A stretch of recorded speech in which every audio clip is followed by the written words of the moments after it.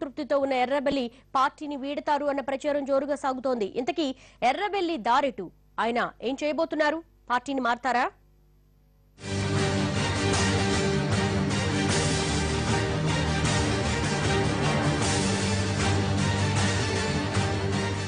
Telangana TDP convener Errabelli Dayakar Rao CM KCR తో రహస్యంగా భేటీ అయ్యారన్న వార్త టీడీపీలో కలకలాన్ని రేపింది.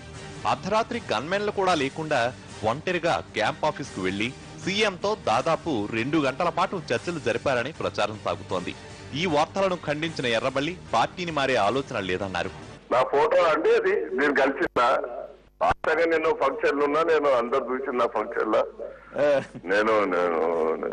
నేను నా ఫోటో కాదు, నేను కలవలేదు. తెలుగుదేశం ఆదేశాలు కానీ తెలుగుదేశం పార్టీని జీవితకాలం వదిలిపెట్టాలని ఎప్పుడు అన్నా అదే మాట విని ఉంటుంది తప్ప మా పార్టీలో ఏదున్నా మా నాయకుడే ఫైనల్. పార్టీపై చాలా కాలంగా ఎర్రబెల్లి అసంతృప్తితో ఉన్నారు. మెట్రోపై పార్టీ వైఖరితో ఆయన మరింత అసహనానికి గురైనట్లు తెలుస్తోంది. అదే సమయంలో రేవంత్ రెడ్డి మరింత దూకుడుగా రోజుకో ఆధారం బయటపెట్టడం ఎర్రబెల్లిని ఇంకా ఇబ్బంది పెడుతోంది. ఓ వర్గాన్ని టార్గెట్ చేసినట్లు రేవంత్ మాట్లాడటం సరికాదన్నది ఆయన భావన. దీనిపై చంద్రబాబు సమక్షంలోనే ఇద్దరి మధ్య అభిప్రాయ భేదాలు బయటపడ్డాయి. రేవంత్ రెడ్డి కూడా ఎర్రబెల్లి అసంతృప్తిని లైట్ తీసుకుంటున్నారు. మెట్రోపై ఎర్రబెల్లి వ్యాఖ్యలతో తాను ఏకీభవించడం లేదంటున్నారు. గేమింగ్ సిటీ భూమిని అలా చేశారు.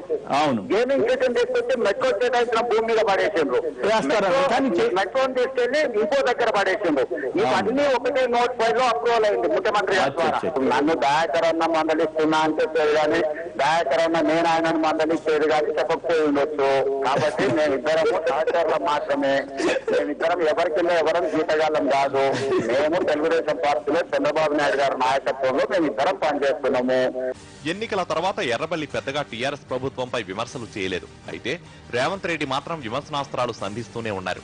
తనను కాదని రేవంత్ ఎంత దూకుడుగా వ్యవహరించడం ఎర్రబెల్లికి రుచించలేదు. ఇప్పుడు మెట్రో వివాదాన్ని సాకుగా చూపి టీఆర్ఎస్ లోకి జంప్ కావాలని యోచిస్తున్నట్లు సమాచారం.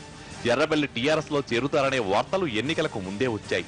అయితే అప్పట్లో చంద్రబాబు బుజ్జగింపులతో కాస్త మెత్తపడ్డారు. నిన్న తుమ్మల దారిలోనే రేపు ఎర్రబెల్లి కూడా వెళ్లిపోతే తెలంగాణలో టీడీపీ పరిస్థితి ఏంటన్నది ఇప్పుడు చర్చగా మారింది.